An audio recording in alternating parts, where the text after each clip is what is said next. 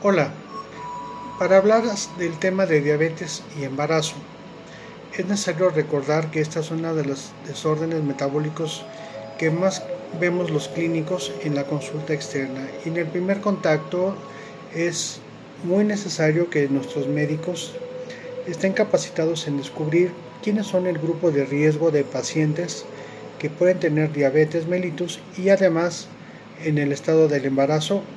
ver cómo se diagnostica en una forma antes de que las complicaciones tardías aparezcan y los efectos sean ya irreversibles, como la muerte o la morbidez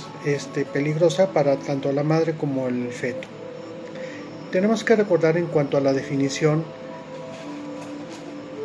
que la diabetes mellitus en general se refiere como un grupo de desórdenes metabólicos que se caracterizan por presentar altas concentraciones de glucosa plasmática.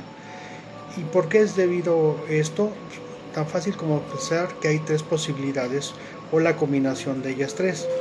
Uno es que la producción de insulina es en cantidad insuficiente en forma parcial o total. Y otra es que la calidad de esta insulina no es la adecuada. Y la tercera posibilidad es que los receptores son resistentes a la presencia de la insulina, es decir, hay insulina pero no son estimulados estos receptores, y esto generalmente se cree que es una deficiencia genética, la cual está marcada por esto. Ahora, puede ser que la cantidad de insulina sea en una cantidad que el páncreas produce, pero en el mapeo de células, es decir, cuando tenemos un paciente obeso, pues obviamente va a ser mayor cantidad de superficie de las células con mayores cantidades de receptores, de tal forma que la insulina, por más que se produzca hasta un tope donde el páncreas puede producir a un límite por día, no sea la cantidad necesaria para cubrir las necesidades de un paciente que tenga una gran obesidad y que tenga en su mapa de superficie de célula pues mayor cantidad de receptores y por lo tanto es insuficiente esta cantidad de insulina. Entonces esto nos hace pensar que la obesidad o la cuestión genética son dos factores muy importantes que van a incidir sobre la aparición y el desarrollo de la diabetes mellitus. Para nosotros saber cuándo tenemos una diabetes, hay tres criterios para hacer el diagnóstico. Lo más usual en la primera posibilidad es que si hay síntomas de diabetes más una glicemia casual mayor o igual a 200 miligramos por decilitro, pues obviamente que esto estamos hablando de que nadie a cualquier hora del día con o sin alimentos debe tener más de 200 miligramos por decilitro de glucosa plasmática. Y se refiere el término casual como en cualquier momento del día sin respetar cuánto tiempo haya transcurrido entre el alimento y la toma de la muestra. Y estos síntomas clásicos los conocemos ya clínicamente cuando el paciente que tiene poliuria, polidipsia, polifagia y una pérdida de peso que lo experimenta de una forma inexplicable. La segunda posibilidad para hacer el diagnóstico es cuando hay una glucosa plasmática en ayuno igual o mayor a 126 miligramos por decilitro, es decir, nadie en ayunas puede tener una glucosa superior a esta cantidad, porque el páncreas tiene que mantenernos siempre en un nivel máximo de estos 126 miligramos por decilitro. Y este ayuno se refiere a cuando no se ha tomado una ingesta calórica por lo menos en las 8 horas anteriores a la toma de la muestra. La tercera es cuando la glucosa plasmática a las 2 horas después de haber consumido un alimento es igual o mayor a 200 miligramos por decilitro. Esto puede ser como cuando se hace una prueba de tolerancia oral a la glucosa. Y bueno, esto ya ha sido descrito a través de la Organización Mundial de la Salud, entre los criterios, cuando se ha tomado una carga de 75 o 100 miligramos de glucosa anhidra disuelta en agua y que a las 2 horas, pues obviamente que un paciente sano con un páncreas sano y una respuesta celular de las membranas para la insulina han respondido adecuadamente, es decir, no tienen intolerancia a los carbohidratos o con una resistencia a la insulina, pues obviamente que tiene que estar adecuadamente a las 2 horas ya esta glucosa por abajo de 200. Si después de tener esta ingesta calórica y han pasado 2 horas y está igual o superior a 200 miligramos por cilitro, estamos hablando de una posibilidad de tener ya el diagnóstico de una diabetes. Pero existen unos factores de riesgo que ya se pueden identificar en nuestros pacientes y especialmente en mujeres. Si se tiene más de 25 años de edad, que sabemos que obstétricamente la mejor edad reproductiva para las mujeres está entre los 18 y 35 años de edad, pero desventajosamente tenemos que a los 25 años de edad ya comienza un riesgo muy importante para desarrollar diabetes en una gestación. O si se tienen menos de 25 años de edad y hay un sobrepeso, es decir, con más del 20% del peso ideal, o con un índice de masa corporal arriba de 27 kilogramos por metro cuadrado, pues estamos hablando de entonces lo que se había mencionado anteriormente, que si se tiene mayor masa corporal, mayor número de células, obviamente que se va a tener mayor cantidad de receptores que estimular por la insulina y que el páncreas no produce hasta un límite máximo de insulina por 24 horas. Entonces, si tenemos mayor cantidad de receptores, mayor cantidad de células, como sucede en la obesidad, obviamente estamos hablando de que el páncreas, por mucho que produzca insulina en cantidad y en calidad y se tengan los receptores los necesarios, estamos hablando de que pues este nivel de unidades de insulina que produce el páncreas pues no va a cubrir cuando se tiene ya una obesidad. Otra cosa que también tenemos que conocer a nivel de primer contacto es identificar cuál de nuestras pacientes embarazadas tienen un antecedente familiar con diabetes mellitus en primer grado, es decir, una mujer embarazada que es hija de una madre diabética ya la pone en una situación como un factor de riesgo muy importante. La obesidad, la edad mayor a 25 años de edad y el ser hija de una madre diabética, esto nos debe llamar bastante la atención y son factores que los interrogamos en la primera cita que tenemos en la historia clínica y entonces desde entonces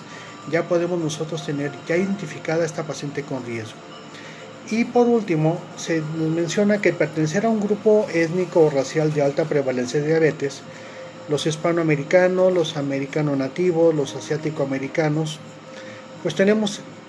un marcaje genético que nos hace proclives a desarrollar diabetes. Entonces, pues obviamente que en México cumplimos con estos grupos de riesgo, tanto hispanoamericanos, americanos nativos, y este mestizaje pues nos ha traído culturalmente, aparte de la alimentación, los factores de riesgo más fuertes que para desarrollar una diabetes. Entonces, una mujer embarazada o si la identificamos en la etapa preconcepcional como mujer de más de 25 años de edad, un índice de masa corporal arriba de 27 kilos por metro cuadrado, o tener más del 20% del peso corporal deseable para su edad y para su talla, y ser hija de madre diabética y ser mexicana, pues obviamente que esto nos obliga a buscar necesariamente en estas mujeres la presencia de una diabetes. Otros factores que nos hacen ya también ver una posibilidad es cuando ya ha existido daños en los antecedentes que identificamos en la historia clínica de nuestra paciente. Obviamente, como mencioné, historia familiar de diabetes, especialmente en familiares de primer grado, como son las hermanas o la mamá de esta paciente.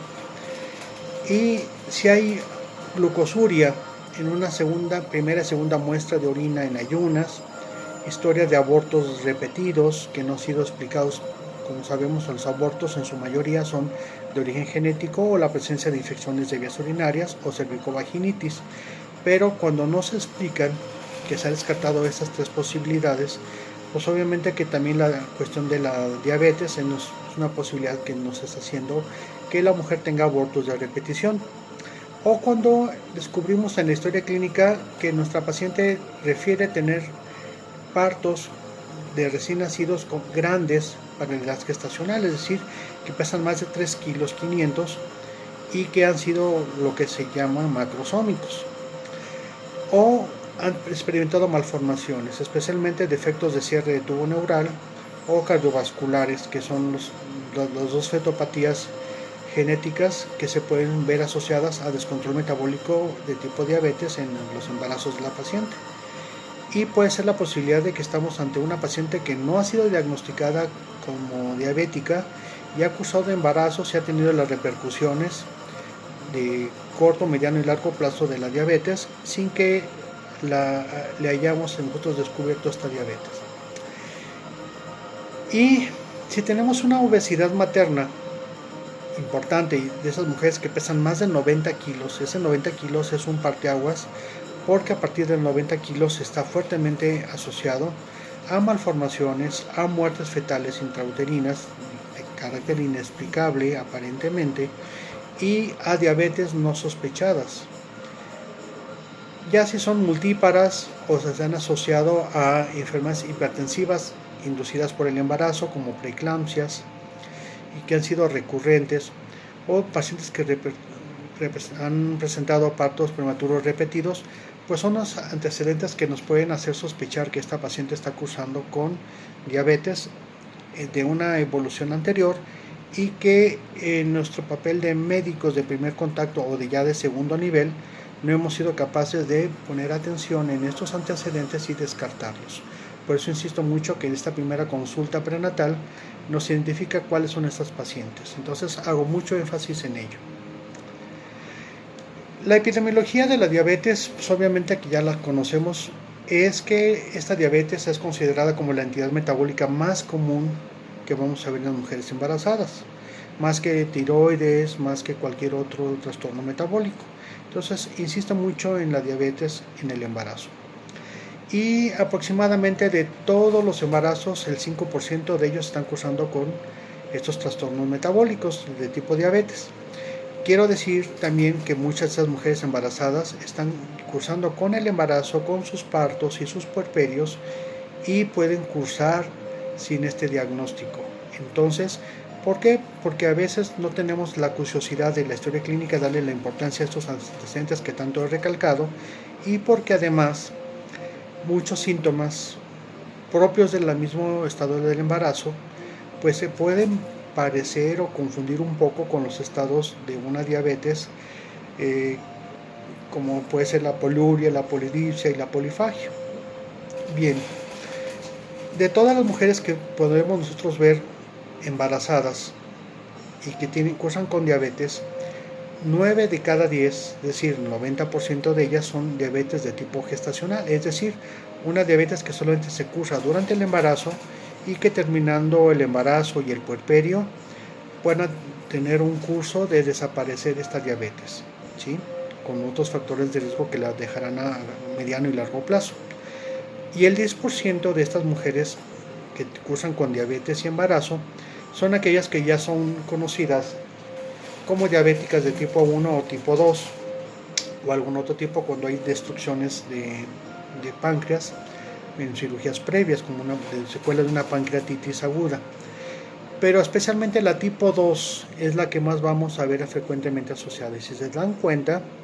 90% son diabetes gestacionales, es decir, aquellas que solamente aparecen durante la gestación, donde haré ya una presentación hablando específicamente de diabetes gestacional,